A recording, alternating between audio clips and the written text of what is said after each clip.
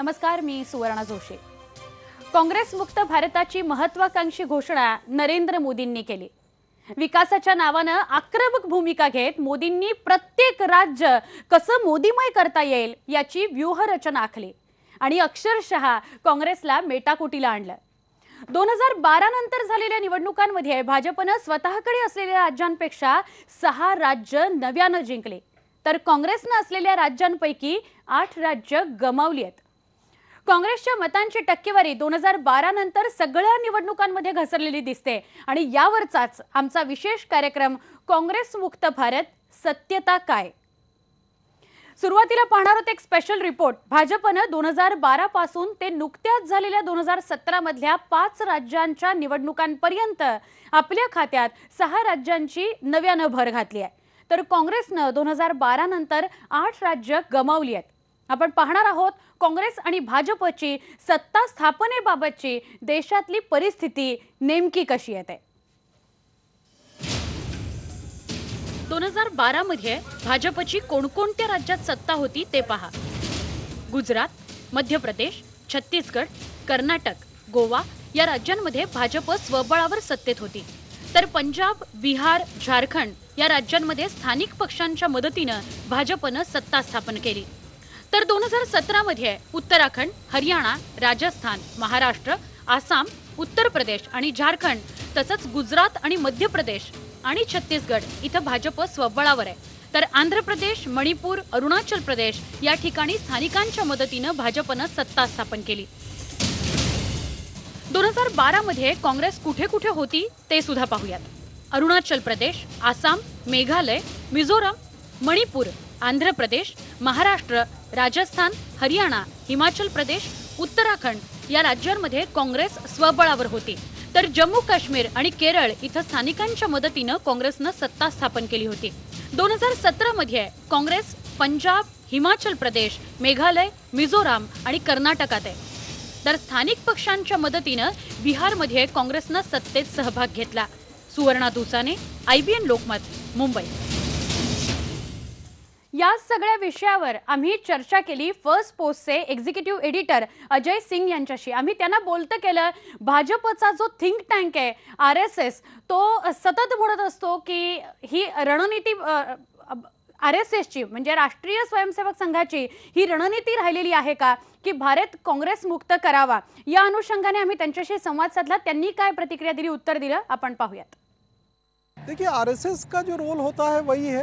वो रोल ये होता है कि RSS के जो लोग होते हैं वो इलेक्शन में जाते हैं, बीजेपी के लिए सपोर्ट लेते हैं, पर हमारा ये मानना है कि RSS का रोल अक्सर हम ज़्यादा ओवर स्टेट करते हैं। रियलिटी ये होती नहीं है कि RSS हर जगह है, और अगर यहाँ पे आप देखें इस इलेक्शन में तो RSS ने एक लॉजिस्टिक स्तर पे ज़रूर हेल्प किया होगा, लेकिन ये इलेक्शन RSS के वजह से जीते अगर ये कोई कह रहा है तो हमें इस पे शक है और हमें लगता है कि ये सही आकलन नहीं होगा।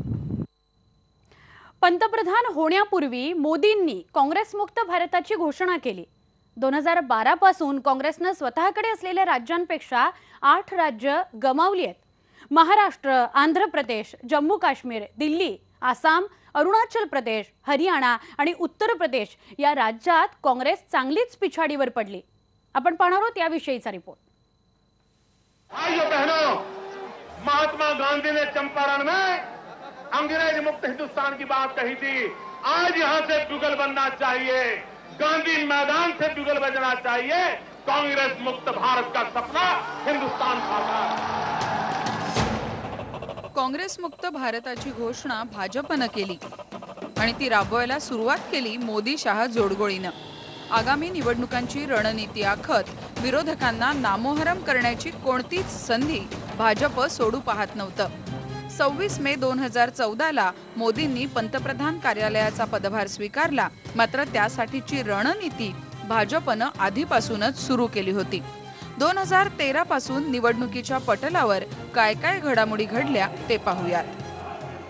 2013 मध्ये भाजपनं मध्य प्रदेश आणि छत्तीसगड राखलं तर राजस्थान काँग्रेसच्या ताब्यात गेलं. कर्नाटक काँग्रेसनं भाजपकडनं हिसकावून आणलं. मेघालय आणि मिझोरम मध्ये काँग्रेसनं सत्ता राखली. त्रिपुरा सीपीएमच्या ताब्यात राहिलं तर नागा पीपल्स फ्रंटनं नागालँड राखण्यात यश मिळवलं. त्यानंतर 2014च्या निवडणुकीत महाराष्ट्रात भाजपनं सत्ता आणली. हरियाणामध्ये भाजपला घवघवीत यश मिळालं. आंध्र प्रदेशमध्ये तेलगू देसमचा परफॉर्मन्स चांगला होता. तेलंगणा राष्ट्र समितीनं तेलंगणा मिळवलं. बिजू जनता दलानं ओडिसा ताब्यात घेतलं. सिक्कीम डेमोक्रेटिक फ्रंटनं सिक्कीम मिळवलं. विशेष म्हणजे 2014 मध्ये अरुणाचल प्रदेश काँग्रेसनं जिंकला, पण नंतर भाजपनं बहुमत सिद्ध करत काँग्रेसकडून विजयश्री खेचून आणली. त्यापाठोपाठ झालेल्या 2015च्या निवडणुकीत झारखंडमध्ये भाजपनं यश मिळवलं. त्याचवेळी जम्मू काश्मीरमध्ये सुद्धा पीडीपीच्या मदतीनं सत्ता स्थापन केली ती भाजपनं. दिल्लीत मात्र भाजपला यश मिळवता आलं नाही. अरविंद केजरीवालांच्या आम आदमी पार्टीनं दिल्लीचं तख्त राखलं. बिहारमध्ये नितीश कुमारांच्या जेडीयूनं लालूंच्या मदतीनं सरकार स्थापन केलं. नंतर झालेल्या 2016च्या निवडणुकीत तामिळनाडूमध्ये अण्णा द्रमुकच्या जयललितांनी बाजी मारली तर पश्चिम बंगालमध्ये ममतांनी गड राखला.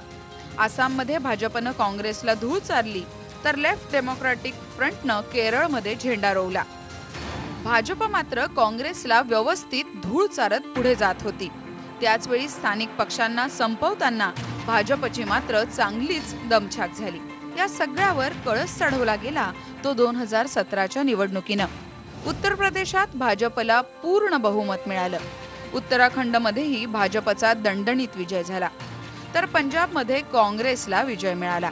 गोवा आणि मणिपूरमध्ये काँग्रेसला बहुमत असलं तरी अपक्ष आणि स्थानिक पक्षांच्या मदतीनं भाजपनेच सत्ता स्थापन केली. थोडक्यात काय, काँग्रेस मुक्त भारतासाठी मोदी शहा जोडीची राक्षसी महत्वाकांक्षेनं वाटचाल सुरू आहे. सुवर्णा दुसाने, IBN लोकमत, मुंबई.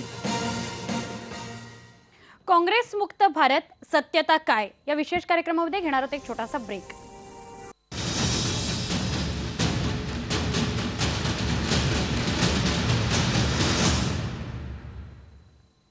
काँग्रेसनं आपल्याकडची राज्य तर गमावलीच, त्याचवेळी त्यांच्या मतांच्या टक्केवारीत सुद्धा घसरण झाली.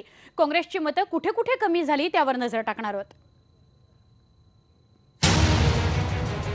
2012 नंतर काँग्रेसची कामगिरी कशी राहिली ते पाहूयात.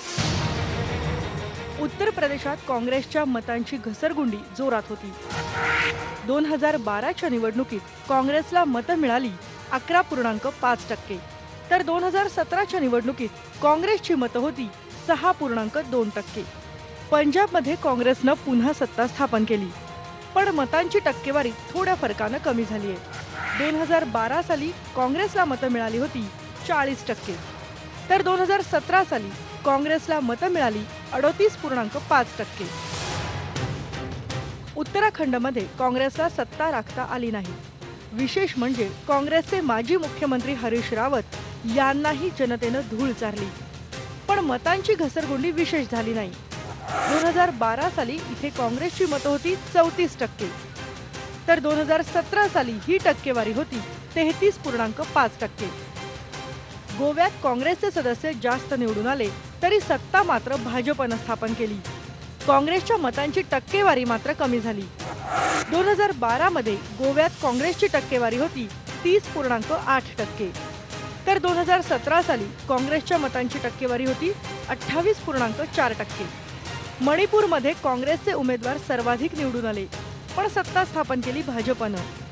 काँग्रेसच्या मतांच्या टक्केवारीत मात्र घट झाली.